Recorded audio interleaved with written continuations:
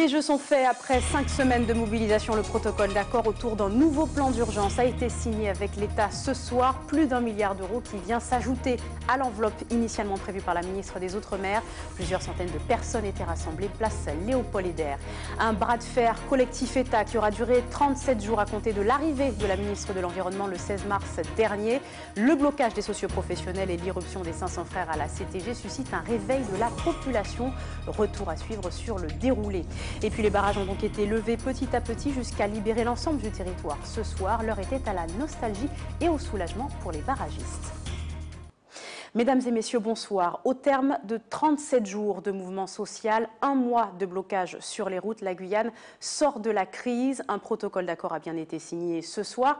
Les discussions entre collectifs élus et le préfet démarraient à 18 h hier pour finir aux alentours de 5 h ce matin. Un marathon nocturne de près de 10 heures pour établir les termes définitifs des accords de Guyane avant de reprendre cet après-midi. Natacha Maltaverne, Jonathan Lariot. Ils sont entrés à la tombée du jour en préfecture pour ressortir au petit matin sous les acclamations d'une centaine de personnes.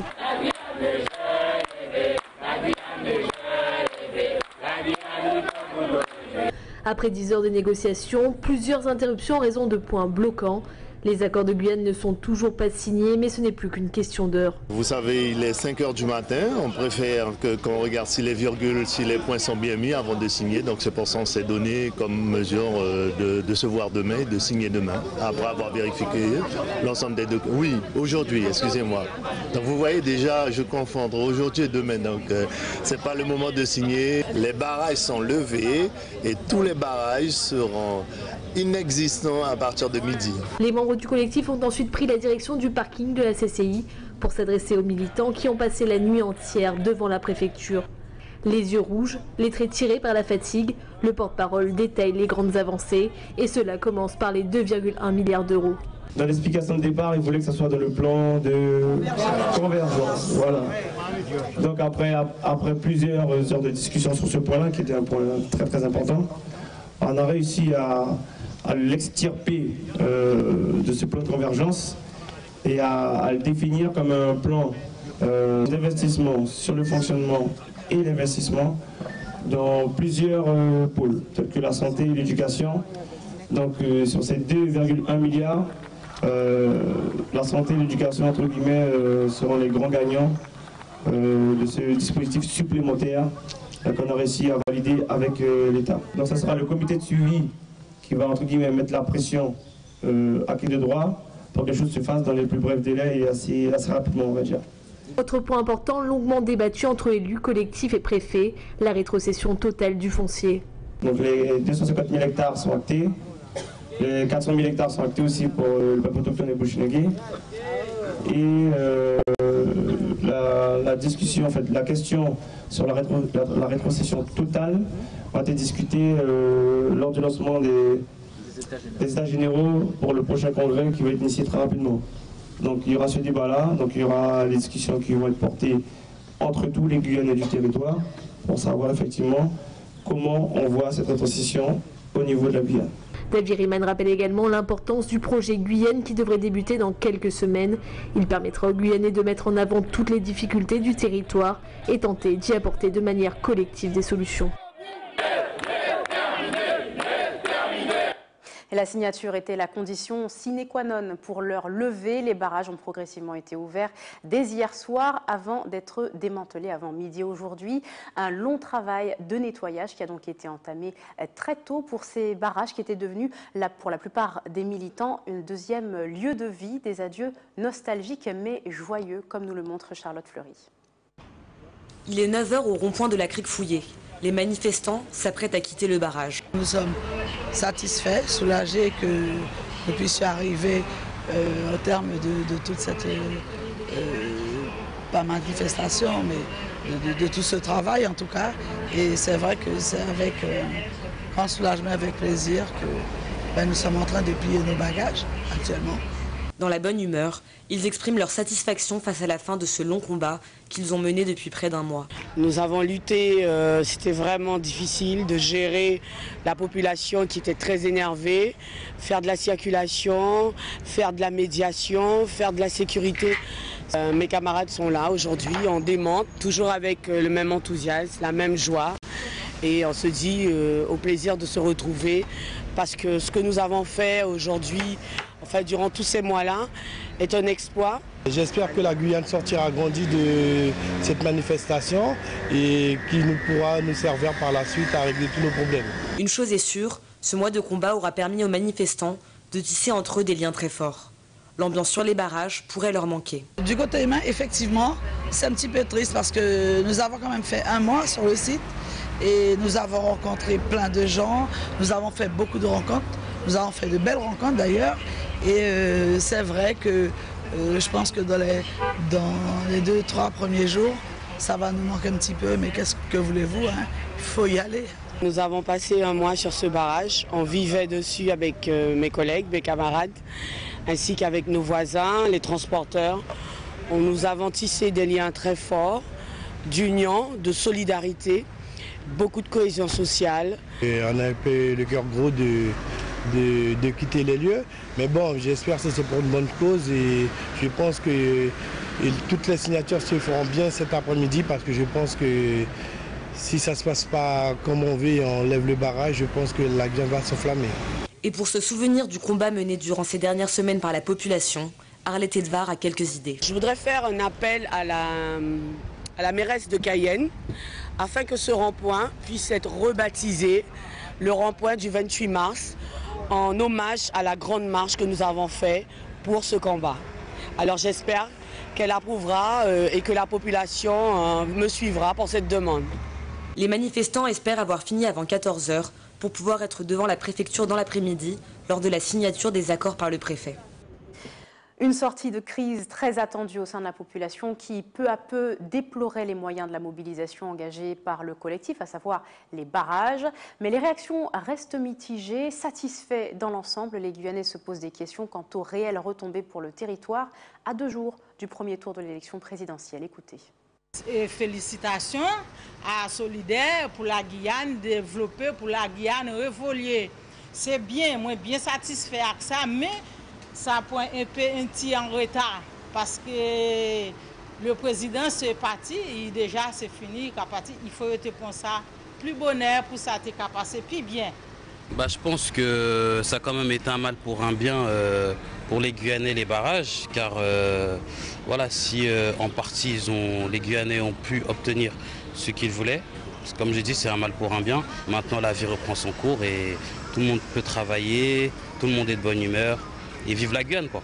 On va dire que je suis satisfaite dans le sens que pour qu'à la rentrée les enfants reprennent les cours, le plus important, et aussi parce que on va dire que j'attends la suite, parce qu'effectivement signé par rapport à tous les accords qui avaient été demandés par le collectif, oui, mais est-ce qu'il y aura un suivi avec le nouveau gouvernement qui va se mettre en place là, ça reste à voir. Mais bon, satisfaite pour l'instant, oui.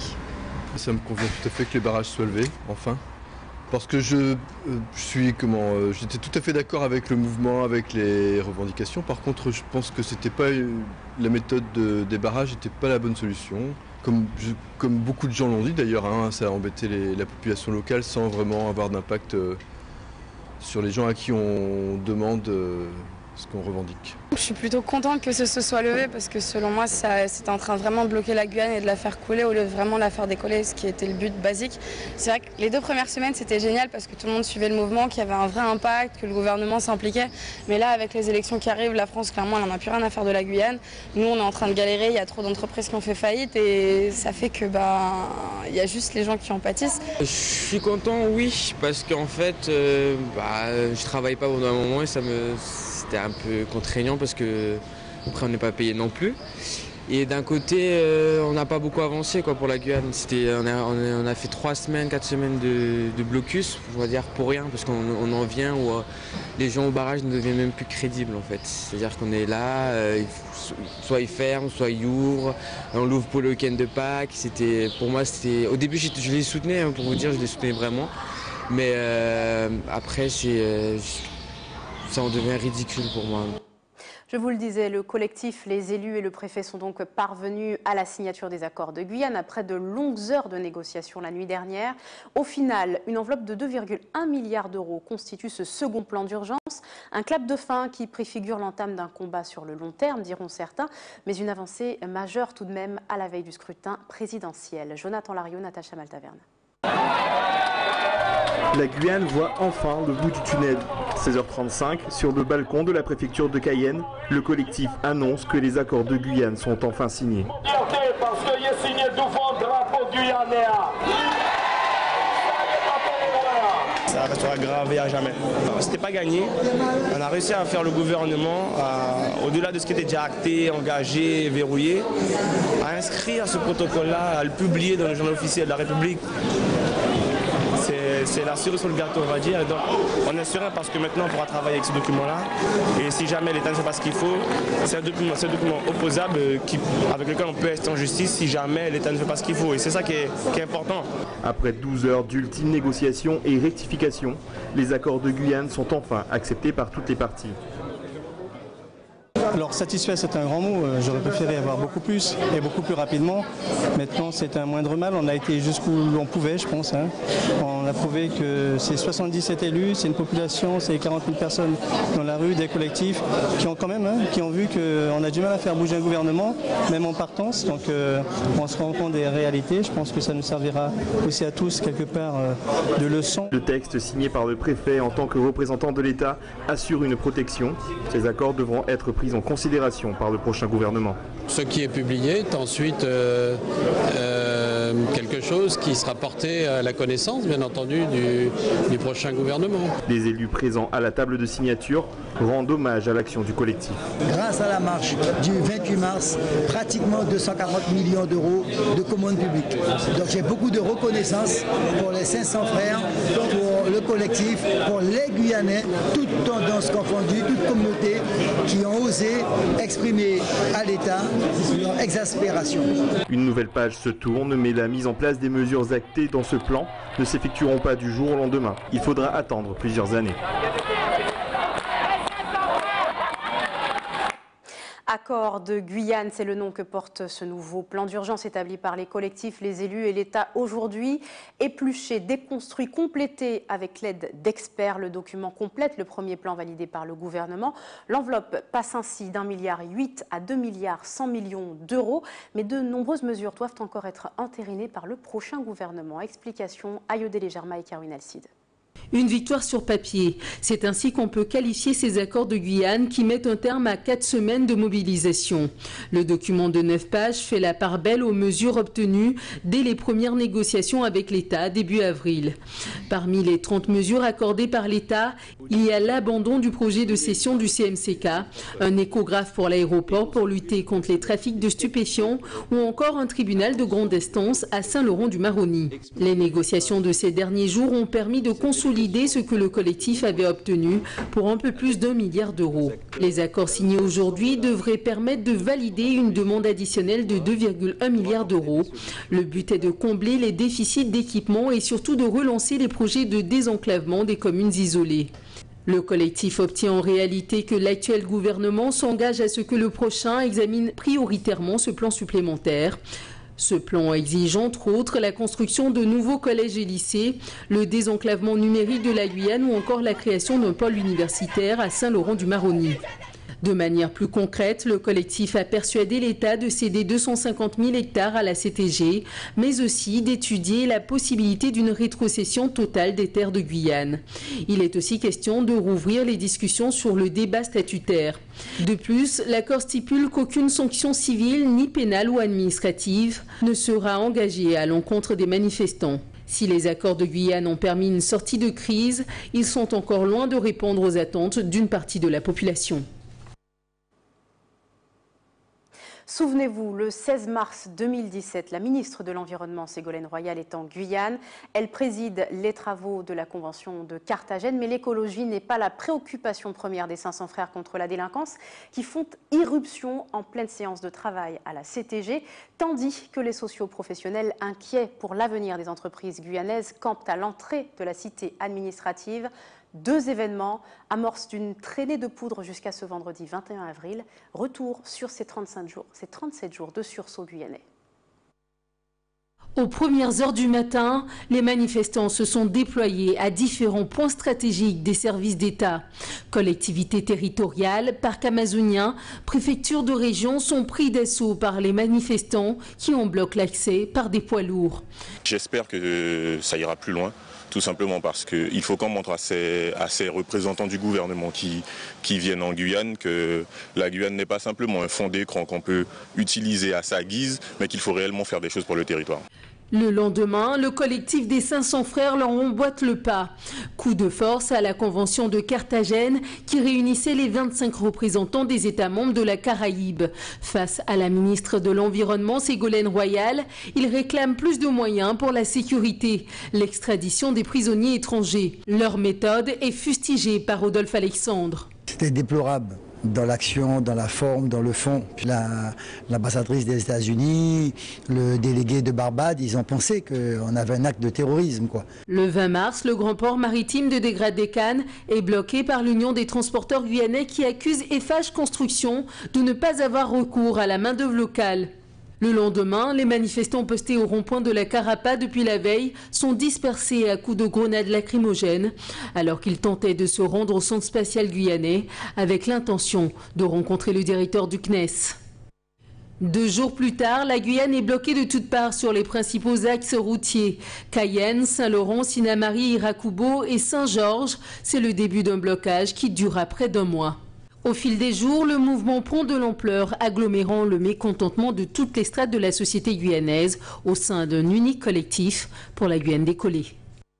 Le 28 mars, du jamais vu, une date qui restera sans doute gravée dans les mémoires. Plus de 15 000 manifestants prennent d'assaut le centre-ville de Cayenne, une foule compacte partie du boulevard Mandela jusqu'à la préfecture de région. Bien sûr que c'est un moment inoubliable.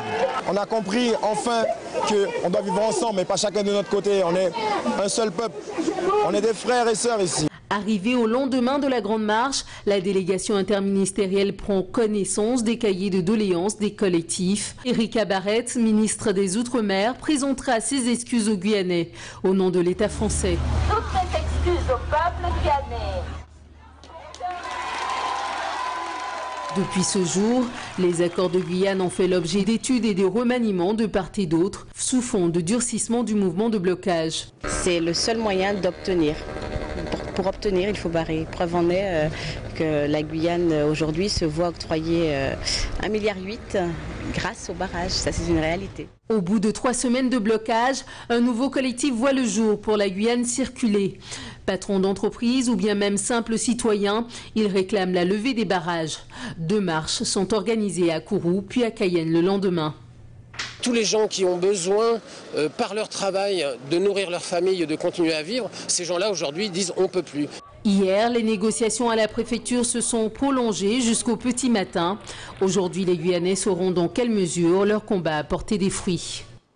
C'était l'initiative du comité Drapeau. Une déclaration commune à plusieurs partis politiques a été publiée mardi pour soutenir le collectif pour la Guyane décollée. 4 points de revendication y étaient apposés, dont l'abandon de toute poursuite pénale envers les militants mobilisés. Mais ils ont été nombreux à déclarer qu'ils n'ont pas paraphé le document. C'est le cas de Marie-Laure Finéra-Hort, leader du mouvement Nouvelle Force de Guyane. Elle s'est expliquée au micro d'Ayodele Germa. Il était question que le communiqué soit diffusé auprès des partis pour obtenir leur validation. Et j'ai été très surprise le lendemain matin, d'entendre une communication sur les médias. Ils s'étaient engagés à envoyer le communiqué avant pour la validation. Ça n'a pas été fait. Je ne peux pas accepter qu'on parle à la place de Nouvelle Force de Guyane. Ce qui pêche aujourd'hui, c'est cette absence de validation, de signature de votre part. Mais est-ce qu'à l'intérieur de ce document qu'ils ont envoyé, il y a des éléments auxquels vous n'adhérez pas ? Non, bon, comme je l'ai toujours dit, leur revendication était légitime, quelle que soit leur forme. Ils demandent par exemple pas de poursuite. Bon, le monsieur le préfet a rappelé, hein, la justice n'est pas sous l'emprise de l'État, c'est indépendant. Donc voilà, moi je trouve, j'aurais fait partie du conflit que j'aurais dit oui c'est normal. Mais moi je le redis, je n'ai pas participé, donc moi j'aurais dit non.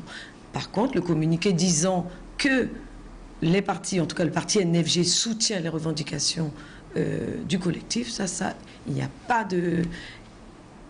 Il n'y a pas d'hésitation, on est d'accord. Et j'estimais qu'il fallait attendre l'arrivée du nouveau gouvernement et qu'en mode masqué, on puisse tous se retrouver, toutes les corporations confondues autour d'une table, élus et membres de socio-professionnels économiques, et attendre, et puis surtout préparer la population, dire à la population, attention, lorsque le nouveau gouvernement va s'installer, il faudra préparer les vivres parce que nous allons bloquer.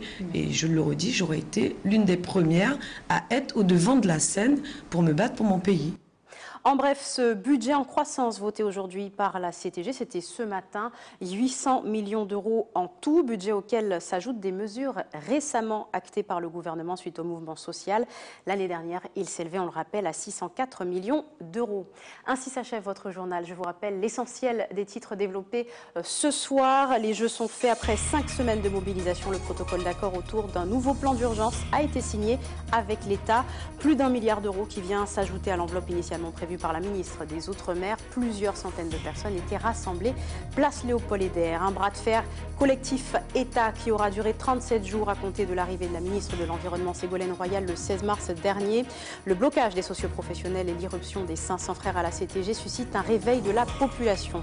Et puis les barrages ont donc été levés petit à petit avant midi jusqu'à libérer l'ensemble du territoire. L'heure était donc à la nostalgie et au soulagement pour les barragistes. Et puis avant de se quitter, notez un mot sur le premier tour de l'élection présidentielle. Le scrutin est chez nous demain dans les 115 bureaux du territoire. Et sachez qu'une édition spéciale sera consacrée à ces résultats du premier tour sur votre antenne ATV Guyane. Alors rendez-vous dimanche. Très bonne soirée à vous.